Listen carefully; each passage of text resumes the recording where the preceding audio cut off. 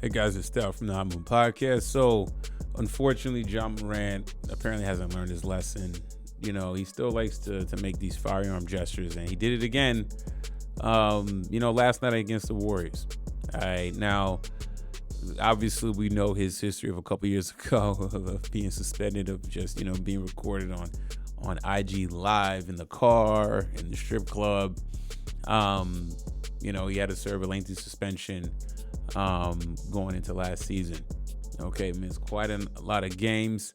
And, it seemed like, he's kind of toned that down.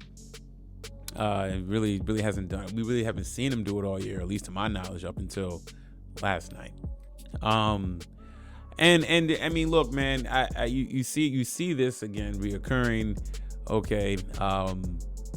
Look, it's the NBA is trying to get away from this. They punished Ja Morant. They've told him many times, and he does it again. Okay, can't get it out of the system. Can't. Okay, he really wants to portray that street life. Remember that whole time at the Pacers? There was a road game against the Pacers or something a couple years ago, and apparently there was laser pointers pointed. I don't know if it was last year or a couple years ago. Those laser pointers pointed at the team bus. Whatever it was never confirmed. It was Ja Morant. Okay, I mean, I can put two and two together and make an assumption that he was probably tied to that. I mean, come on now, right? I mean, what is the NBA gonna do with this guy? And look, man, like, you know what? He wants to continue to do this, betray the street life. Look, somebody will test you at some point. I don't know how hard Ja go. I don't know why he feels that this is the lifestyle he wants to portray. By all accounts, you hear people saying online that he's not from the hood, from the suburbs. Grew up in a nice area. What is this about? But it don't matter. It don't matter. The Grizzlies are gonna have some decisions to make in the off season on what they want to do.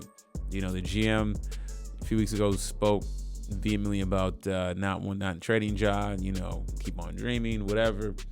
No, everything is all on the table, and when you have antics like this, everything is fair game. Okay, this is not the first time he's done this gesture. He hasn't done it in a while. Again, you thought he learned his lesson, and no. You want to talk about guys being the face of the league. It's going to be a long time. Enjoy LeBron James while you have it. Enjoy Kevin Durant while you have him. Enjoy Giannis. Enjoy Jokic. Enjoy these guys, Steph Curry. Enjoy these guys being the face of the league. Because it's going to be a while before we have a new player, a new dominant player that's winning consistently and winning championships or being in the finals routinely as being the face of the league, right?